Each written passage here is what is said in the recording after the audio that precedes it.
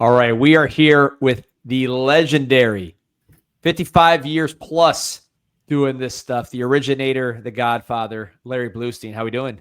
Good. Thanks a lot for having us on. I appreciate that. Yeah, Busy so week with the start of the season too. So that's 55 years in, do you still get the same excitement level? I do. And it's probably more in the off season than anything else. I just got off probably the busiest off season I've had. I went to 13 colleges. I saw almost 5,000 athletes and like 300 7-on-7 teams, and went everywhere from West Florida all the way down to FIU and Miami 4 or 5 times. So yeah, that's probably the best thing for me during the summers, because I get a chance to see everybody.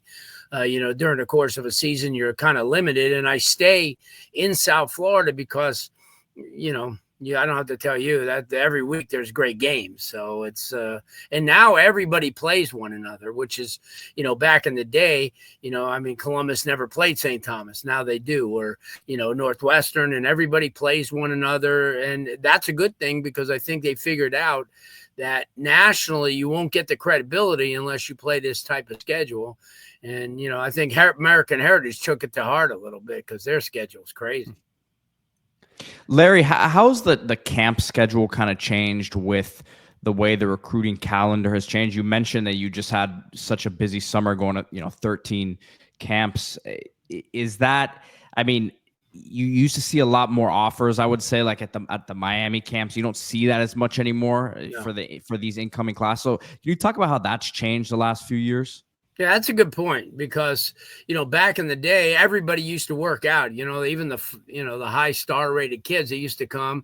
But now, even at University of Miami, you won't get, you'll get those major type of kids that come to these events, these camps, but they just show up. They don't do, they don't work out, they don't participate. So that's why I like to see the 7-on-7s, because everybody likes to play 7-on-7, even the elite kids, although, I think the couple of times that I was down in Miami, I know that Orlando Jones came and Darian Coleman was there, but he didn't play.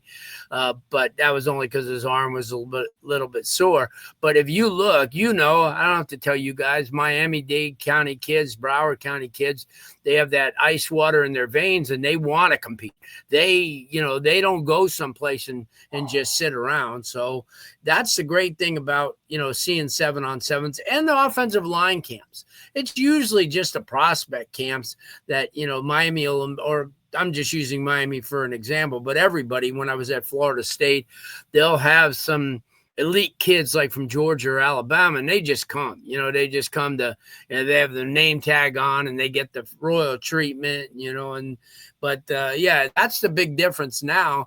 Back 15 years ago, everybody used to come and work out, and they always wanted to compete, in those camps. But now just the elite kids, they come, and that's why I choose maybe not to go to some of those prospect camps, because, you'll read, Gabby Urrutia or somebody will write a thing of all the kids that are going to be there, which is fine, but most of them never work out. So you don't really get a chance to see them.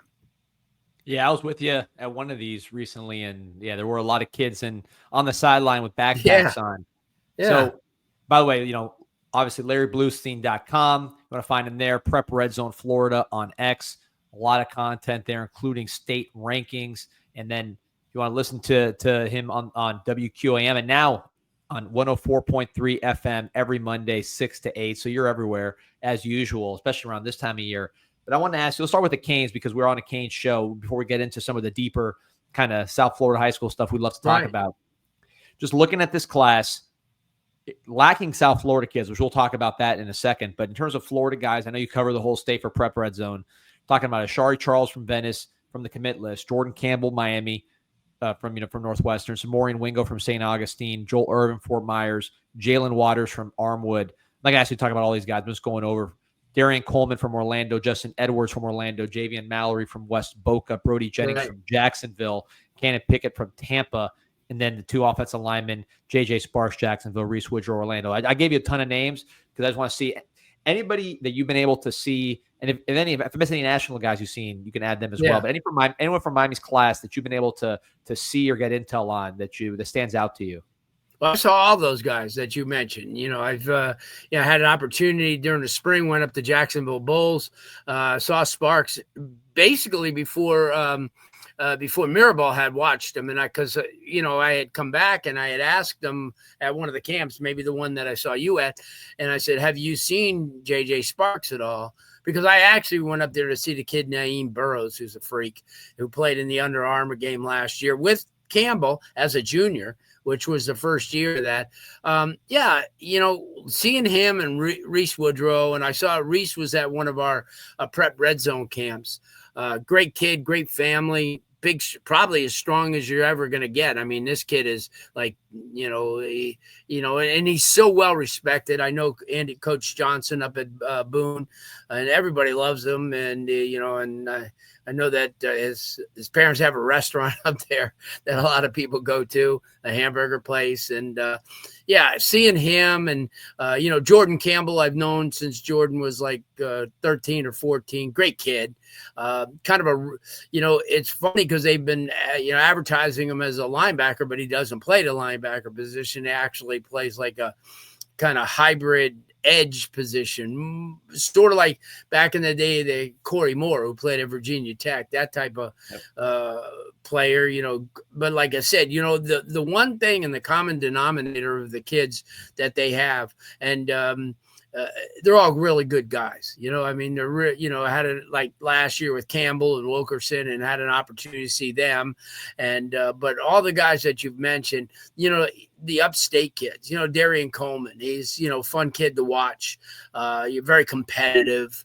And in fact, he had a big game the other night in their game, win over Sanford Seminole, to kind of kick off the season. And I think that for Miami fans, you'll get a chance to see him. He'll be that most likely Jones will be right back in the state championship game. They're really, really good. But, you take a look at the kid Jennings, and, and God rest his father's soul. I watched him when he played at Carroll City, and his brother, and great family, great bloodlines. And I really wasn't surprised that he, flipped from Michigan, because he just, he's a Florida guy, and sometimes people don't understand. There's a certain, something special about being from Florida and being able to play in the state. And I think when you look at guys like that, they have a tendency to have a lot of pride. And certainly, basically everybody that you mentioned, all the way, and like the kid Artavius Jones from last year from Blustein.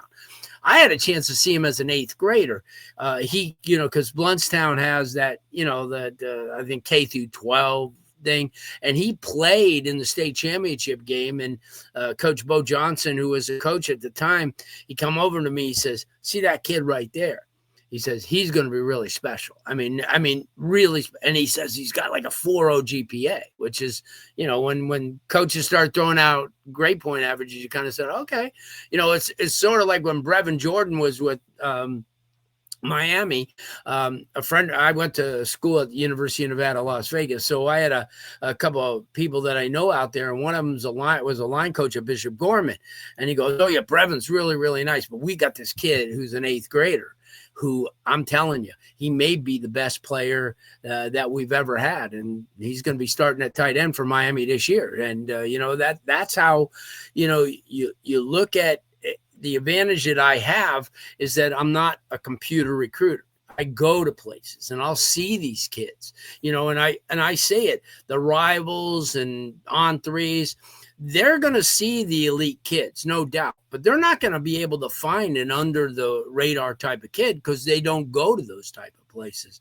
And, there's been quite a few places or players that Miami's had, guys, over the last couple of years that really weren't, Joel Irvin, here's a perfect example. The first time I saw him, I wasn't impressed. He was knock-needy and he was lazy. And then all of a sudden, 2 years later, I'm looking at him. I says, "Who is that kid?" He goes, "That's the same guy you saw from a couple of years ago." And so that's the thing. The great thing is, anybody knows what these 5-star guys. I mean, the kid Derek Cooper, perfect example. No star 12 months ago, 13 months ago. Now he's a 5-star. because of the fact that when he was at Cardinal Gibbons, really didn't play a lot, play behind, a senior, so he didn't get an opportunity. But I knew Derek was going to be special from when I saw, occasionally I'll go to a youth game where a parent or a coach will say, "Hey, Larry, there's this kid I want you to check out. He's going to be in high school next year." And Derek was one of those guys. But that's the thing, you look at Miami's roster, and I know that you had mentioned that, Miami doesn't have all these kids from local. And you know what? Even when they were running the table and national champions, there were still guys getting away. Steve Hutchinson, Hall of Famer, getting away. Isaac Bruce, Hall of Famer, getting away. Derek Thomas, Hall of Famer, getting away. So, Miami has such an abundance of talent. And if you could, parlay the experience that Mario had when he was out west, knowing that type of region of the country and having ties with the fact that they have some people, that do well in the South and in the East, they still get their guys. They still got Wesley Blustein. They still have Ray. They still have a lot of these kids, Malachi Tony. They have all these young kids. So you can't get everybody, but I would take a lot of these out of the state kids. You look at the influx of what they got in the secondary this year. Most of those guys, I remember watching a couple of those kids when they were in high school and they were recruited before. Like the kid that came from Michigan State, played at Venice. He wasn't a teammate. Right. He wasn't a teammate of Ashari Charles, but he knew him, from when he was older and Ashari was hanging around, at Venice. So, they go away. I remember the kid Poyser when he came out of high school. The kid was a stud then, but you know what? Sometimes you get lost in the shuffle, and I mean, that's what I'm saying. I know it's important to get local kids, but if you look on Miami's roster, they've got plenty of local kids. Yeah, they're doing pretty good there. And it's funny. I'm thinking back to maybe 27 years ago, just to give people an idea of how far back you go on this stuff and how on top of it you are. I remember you wrote a report, either it was in the Herald or it was in CaneSport. It was somewhere. It was a blurb on Andre Johnson coming out of Miami High, and you said Michael Irvin with quicker feet. And people make fun of me for some of my comparisons being too lofty, but that was a pretty lofty comparison. And I would say 27 years later, that was pretty accurate on the player. And it's funny because he was at the actual first Nike camp that they had. They held it on Miami's campus. It was on the intramural fields. And they had him and Vernon Carey was at that event. They had Louis Gatchelon, if you remember Lou. Big Lou was a big, strong kid out of Jackson. Yeah, and that's the thing. You get a chance to see these kids. And a lot of people try to make assessments, and Peter knows this. I mean, you try to make assessments off of film, and you're not going to be 100% accurate, because if it was that easy, everybody would do it. You have to look into their character. You have to see what, like Teddy Bridgewater is a perfect example. When he was a junior in high school, he would go out, play his position, and come back to the bench and just hang out by himself. And I'm thinking, wow, if the average coach saw that, they wouldn't really recruit him, because he's not with his receivers. He's not. And, the bell went off, and then he started to do some of that stuff. So, yeah, it's really good to see these kids live and in person. It's nice, because the one thing that always gets me is when you have all these people making assessments on these players. And Pete, this, that they're in Oregon or Washington, and they're making assessments on kids from Christopher Columbus that you're watching from 5 feet away. And you're thinking, wow. That boggles my mind more than anything, when somebody's going to read an assessment on a player that you just were talking to on the bench, and this guy's, he's got no character, and he's got this, and he's slow. And I'm thinking, wow, that's a lot to know from never seeing the kid play. Yeah, there's how much money there is in this business now, right? Yeah, I know. But it's unfortunate, there are the negative effects to it, right? Which is some of this stuff that you're talking about here. Yeah, no doubt. So, Larry, we went through that whole list, and I want to ask some broader questions, but just specifically, is there any one player that just from that list of Miami commits that you've seen, you've been around, you talked to, and you're just like, you know what, I feel good betting on this guy. This is one guy, that I feel I know pretty much what we have here mentally, physically, and I feel strong about this particular player. Yeah, I mean, that's a great question because of the fact that I think a lot of those kids in their own right are going to be special and going to have an opportunity, especially in this day and age where you have a Malachi Tony who shouldn't even graduate until this coming year from high school. And he's already dazzling everybody at, playing with guys that are 5 years older than he is and have all that experience. Just out of that class, I mean, I just think the world of Campbell because of the fact that he's gotten it done. And when I say this, you take a look at that Under Armour game last year where they let juniors play for the first time. And he had 9 tackles. And he was only a sophomore going to be a junior, or a junior going to be a senior in high school. And I think that fact that he's ready physically and mentally, he's one of those guys that I can't wait. We know that linemen take a while.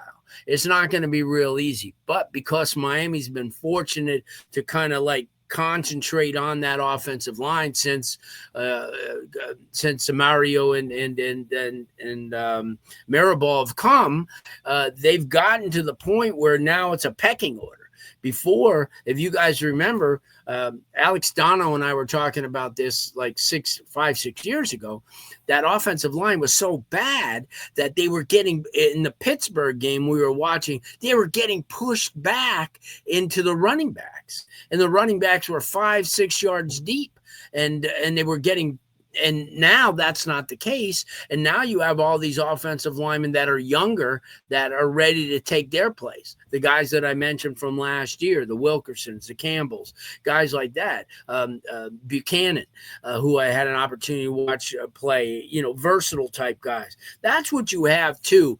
And some of the players that are coming up now, these players are more versatile. And they're given more of an opportunity. If you remember when Tracy Howard and Duke Johnson got here, there's no way they should have been starting as freshmen. That's not how it is, on championship type of teams. Now, they all did very well, but the whole thing was, if you remember, that was a time where Miami was limited on scholarships, them and USC at the same time. And what USC did is they went after 3 5-star linemen and went after 2-star running backs. Miami went after like 2 and 3-star linemen and 5-star running back like Duke Johnson. And, it worked out for him as far as being the all-time leading rusher. But during his time, Miami really never did anything as a team, that was, nationally, that was nationally rated. So, yeah, there's a lot in this recruiting business and people don't realize, and I know you guys do because you're around it, but there's a lot of people, a lot of fans that don't understand this whole recruiting, and nobody understands it better than Mario Cristobal, one of the best recruiters in the country. I mean, it's played out every year. Obviously he still has some proving as a game day coach, and everybody knows that. And hopefully this year it'll all come to fruition for him. But as a recruiter, he knows what to look for. He just has a feel for it. And it's not easy. As I said, the toughest position to recruit is line, because the maturity of the player, the size, the strength. I mean, you could tell if the kid has good feet and if he has an understanding, but is he going to be able to mature? And look at today. I mean, I think Bell is the perfect example. 2 years ago, I watched him and he was like falling all over himself. He wasn't a very agile player. He was technically deficient. He'll play in the NFL, not because he's 6'10 or 6'9, but because he's technically sound. And that's the difference when you have coaching. And credit to Miami. They saw the defense last year fall apart. They saw that those kids weren't getting coached up, so they made a change everywhere but with Jason Taylor. And rightfully so. You bring in Heatherman, who is from the Greg Schiano tree, who's that type of guy, because PJ Fleck also, who he worked with over at Minnesota, was another Greg Schiano tree. Hence, Mario Cristobal worked with Greg Schiano for a number of years. So when you go after players like that or people like that, you understand what he's had to kind of feel his way in since he's been here. But the one thing he told me when we sat down like 3 months, 2 months after he got the job, he asked me one question. He goes, from afar, I saw Miami get all these kids, these players that were pretty good. He goes, what do you think the problem is? I said, well, the coaches here never coached them up. And he said to me, that won't be a problem here with us. And when I heard him say that, and also when he told me what kind of coaches, do you see coaches out there that you think would be a good fit at this program? And I go, there's a lot of guys that I say, you have to be comfortable with them. And he says, I will make changes every year until we get it right. So those people who doubt what he, when he came in and said all these things, everyone goes, oh, he'll never live up. But he has. He's done everything he said he was going to do as far as, getting this team, on track. And I think that this year you're going to see a little bit more of it. And then over the next couple of years is a team that's going to be in that mode where you just, like in Alabama, where, you see Alabama or Georgia. Here's a perfect example. Georgia had in 2 years, 25 people drafted plus the water girls. And, and they find some way to replace them. And the same with Alabama. He goes, oh, well, they can afford to lose a kid like Cohen, who is a big-time lineman, but yet they have 2 or 3 of those type of guys right after, and that's what Miami's striving for. And I think that's one of the reasons why, if you're a Miami fan, you got to be optimistic because you're in the right hands. And, I think when I go to these camps, I look at different things that maybe other people don't. And I watch Mario and go through, the line drills with his current team, during spring. And he's not the type of guy who'll pat you on the ass and say, don't worry, you'll get it again. He'll say, get the F back over there and do it now. And to me, that's a big difference. That's a big difference. Being accountable. Larry, I wanted to ask you, it's a more of a general question, but you mentioned the reclassifications. I feel like for so long, the transfers down here was the biggest topic of discussion. The reclassifications, I think there's some kids like Malachi Tony and Armando Blunt that are mentally ready for that, right? But I feel, me personally, like there are sometimes guys who maybe they make the leap. Obviously, there's NIL opportunities at the end of it. But is there kind of a rule of thumb when you look at some of these reclassifications where you say, man, I hope this guy's making the right decision in terms of, it's great that you get the money now, but at the same time, your development is still going to be your development. Yeah, good point. There's a couple of kids, obviously, all in every cycle that you kind of question yourself, and those are the type of guys that end up, in the portal again, because they do it for the wrong reasons. All of a sudden, and to me, another facet of it is the homeschooling. I still can't, grasp these kids going, getting educated by themselves at home. You look at James Franklin and I were talking from Penn State. He won't recruit a kid that's homeschooled because they're socially awkward when they get to school. You think about this. They're home on the computer doing their work up until like 11:30, 12. Then they jump on Instagram or whatever, social media. And then by 1:30, 2 o'clock, they go to practice. So what kind of interaction have they had? To us and you guys, the best thing about high school was change of classes, senior friends, lunchtime, having a chance to, interact with people. And that to me has made these athletes a little introverted and because they're not getting that social, and people don't think it's a big deal, but I do. I think it's a huge deal. There are some, that are equipped for that. There are some, but there are a lot of kids that have no reason being home and trying to govern themselves when it comes to learning.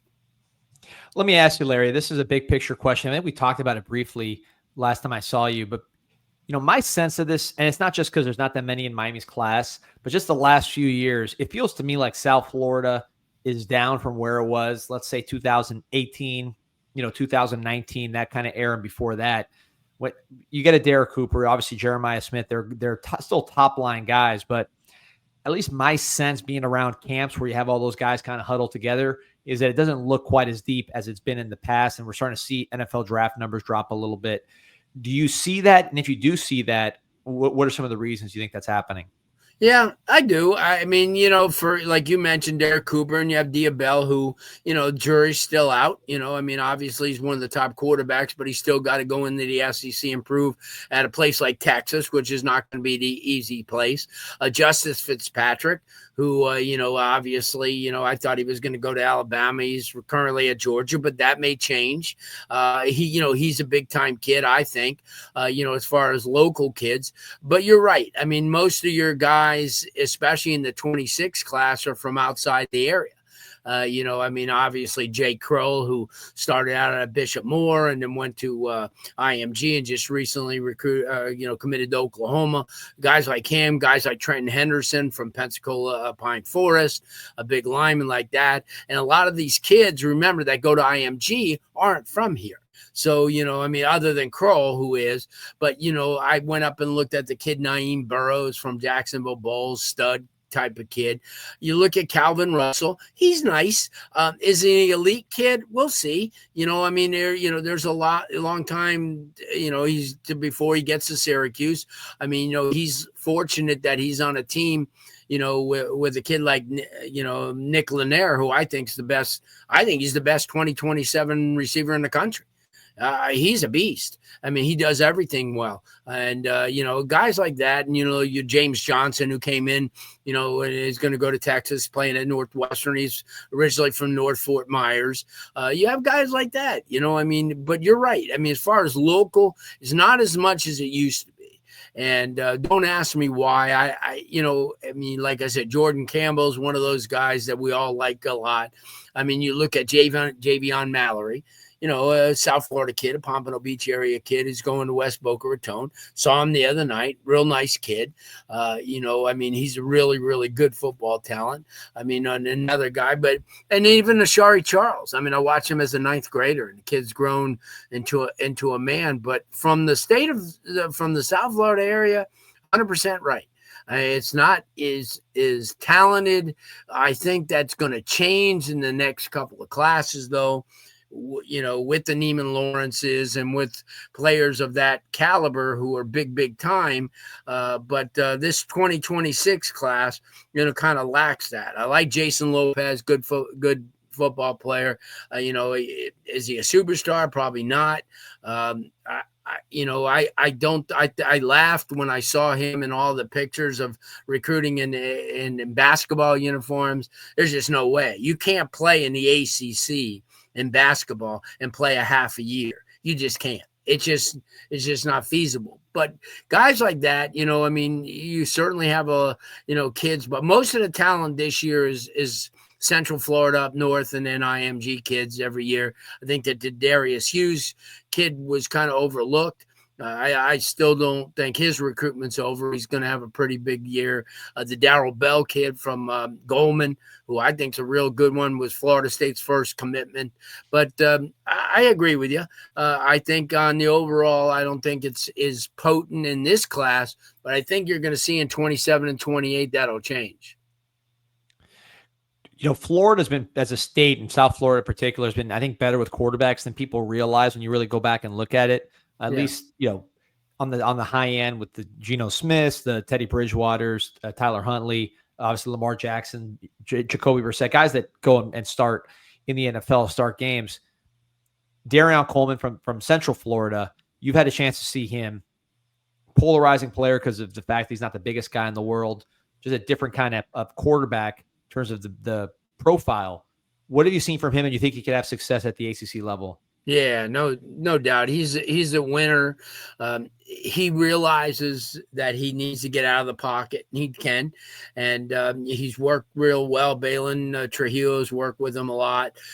He's done a tremendous job. And I remember when he was down here 2 years ago, and they were kind of looking at him and Michael Clayton because they wanted to try to get a 2026 quarterback at the time. And I remember it was at Miami. It was like a competition type of thing that day. And after the practice, I went over and talked to a couple of coaches that watched him, and they go, hey, you know what? This kid's our offense. This is the offense that we run. We need a, he'll stay in the pocket, but we want him to break containment a lot. And he's the type of kid. He's got great vision. He's smart, picks up things, and I think that, I think he is really, really a special type of quarterback.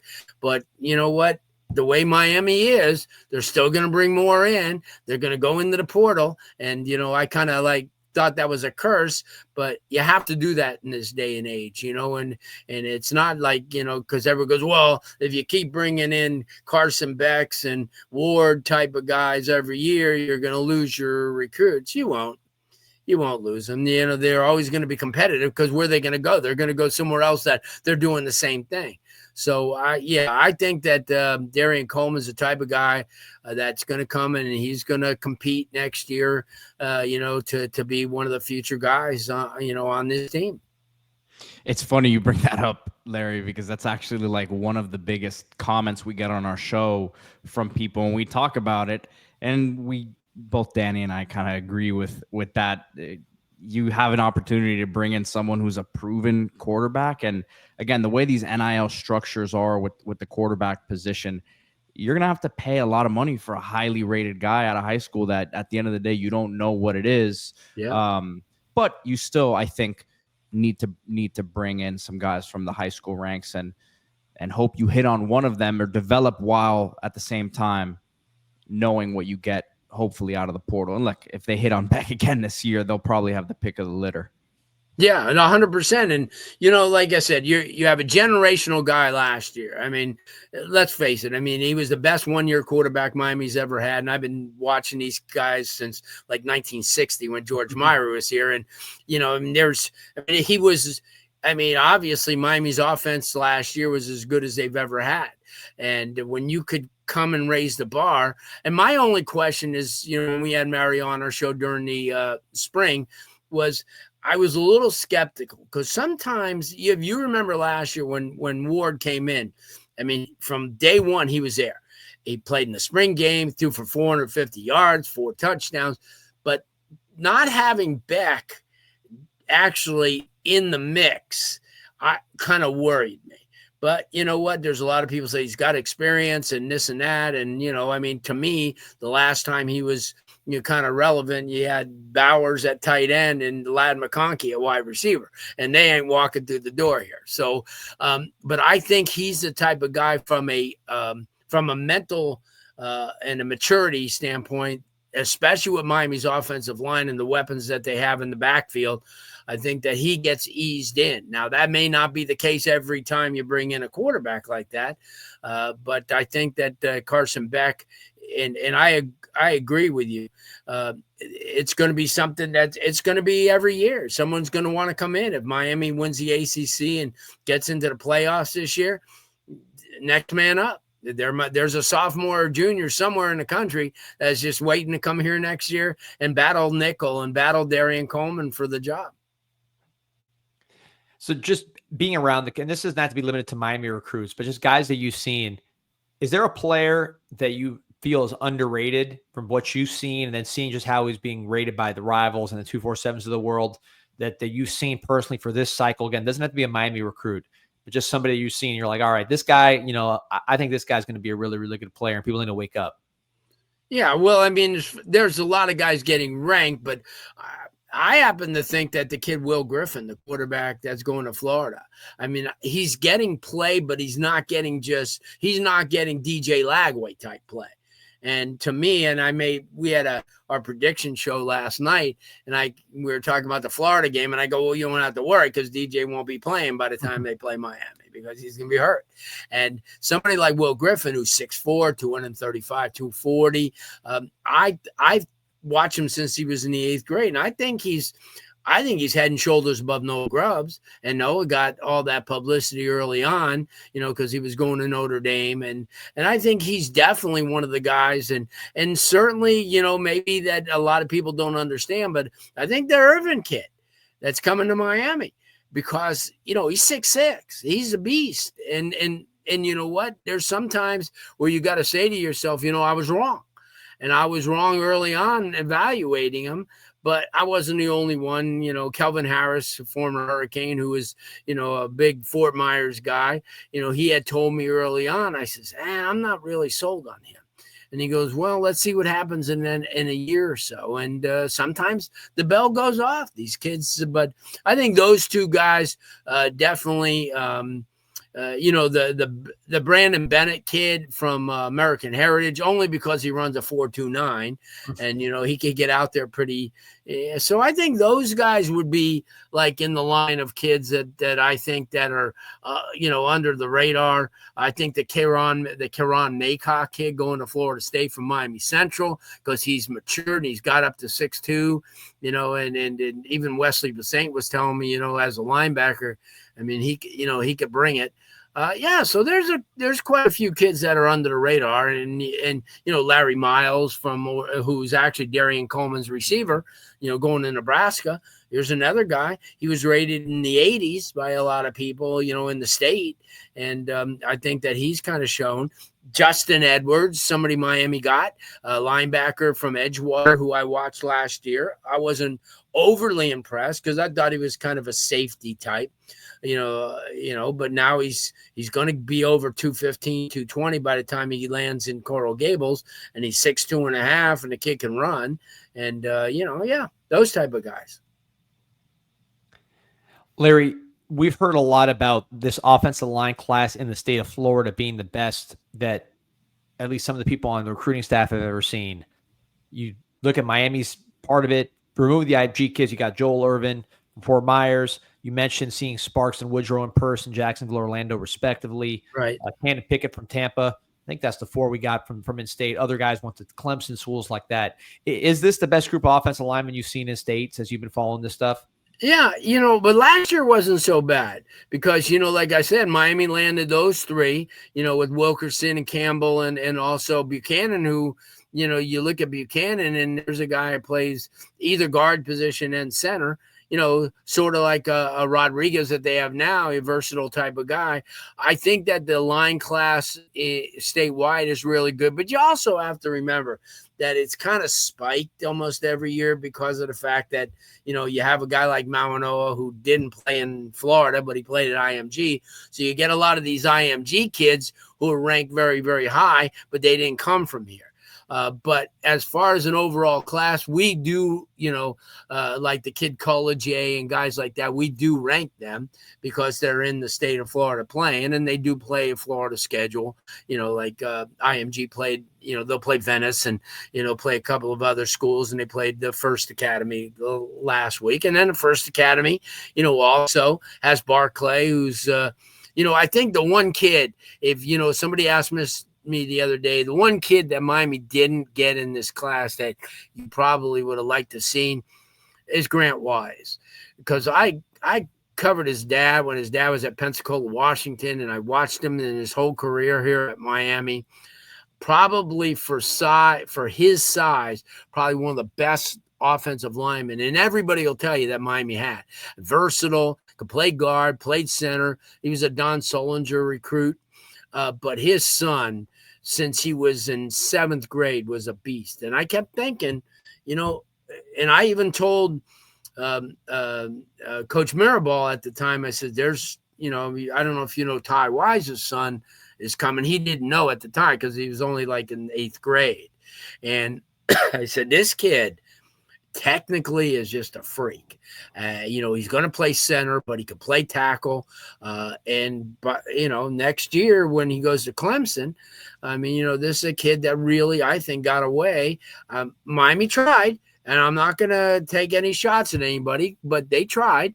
They gave it the shot. I think Ty really kind of stepped aside and let the kid make his own decision, which, a lot of parents do.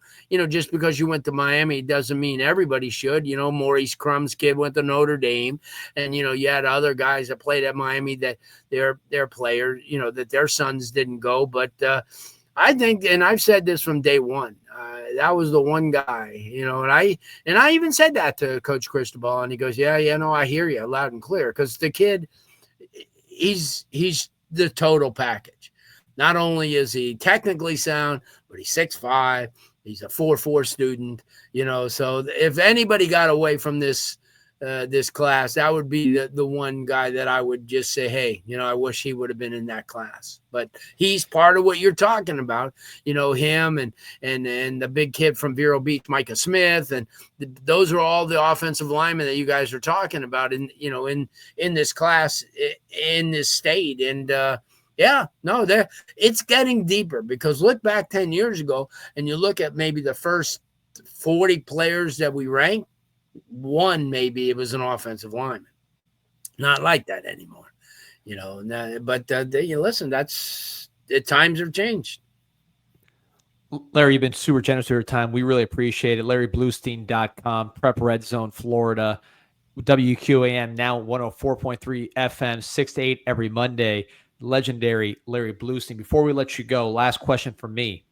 You did your top 20 on LarryBluestein.com, Dade Broward.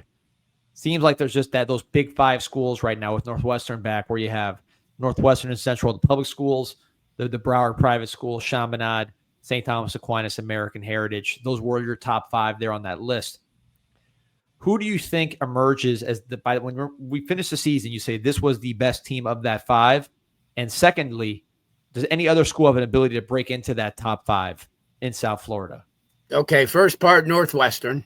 I don't think anybody's 14 points with, and that's including Chaminade and St. Thomas. Wow. They're just, and I saw this in the spring, when Teddy was there, and I just saw how much depth that they had. And, we went to watch their scrimmage, and a friend of mine said, wow, their offense is really good. And then all of a sudden I said, but who the hell's going to score on them? And then you saw the other night against Lakeland couldn't score. You can't, they're just so fast. And when you have a front 7 that good, and then you have a backside and a secondary, and they're deep, and they could put in kids, they've just assembled some really good talent. But my dark horse out of all, like you said, Miami Southridge. I think that they're kind of like hurting a little bit that they missed out last year. You got kind of screwed by West Boca, in that game that could have sent them to state, and they could have beaten Osceola. I think that Coach Sinatus has done a tremendous job. He's kind of tapping into, what used to be, that South Miami Heights area, that Perrine area, that they're starting to keep those kids home that would normally go other places. And Peter, you're familiar. A lot of those kids went to Columbus that lived in that area for years. Yeah. Not that Coach Dunn's not getting them type of kids now. He's just not getting them as much as he used to. But that's, kudos to somebody like, to him. And I think that I think Southridge would be my dark horse to, out of all the other teams that we didn't mention, that were in the, as you said, in the top 5 teams. Miami Norland is a good team. I think they lost a lot by losing the front, those the twins who were at FSU, the Desir brothers, and, losing somebody like Ennio Yapor, whether he was a college prospect or not, he threw for 14,000 yards. that's a lot to lose. But to answer your question, I think Northwestern's the elite team. And the only reason why I put them third is because they're not going to lose. And the chances that St. Thomas and Chaminade could lose this weekend. Last night I had the Coach Lara on from Matter Day, and you're sitting there looking at a team that won 119 games and lost 9 in the last 10 years. And then you're looking at a team like St. Francis Academy, who has the largest offensive line in the history of high school football. They average over 320. And they're coming to play Chaminade. Then you have St. Joe's out of Pennsylvania, who was here 2 years ago, loaded with talent. They got a kid that's starting at Penn State at linebacker, and a kid it's had 2 kids at Rutgers. And you look at some of these teams that are going to go up against, St. Thomas is 6-time defending state champion, but there's got to be a time where you say, you know what? And listen, they played Bishop Gorman great last year. I never even thought they had a shot, only because you got to remember that Bishop Gorman is the only team in that state. They're 23-time state champions. There's nobody else in Vegas that comes close. The only one was Liberty, and they're, not real good. But that's what I'm saying. But down here, Now with the emergence of a Chaminade and with Heritage and St. Thomas isn't the only, they're not the only rodeo in town anymore. And then these kids have options. And you look at the public schools, winning a state title last year with West Boca Raton.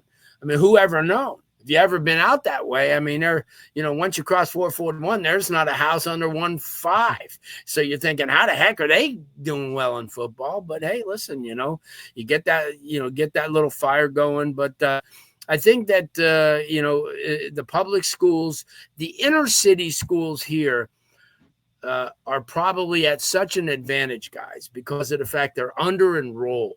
So that means every year they could bring in anybody, especially with this open enrollment. They could bring in anybody. It's like an endless loop. And they don't have that.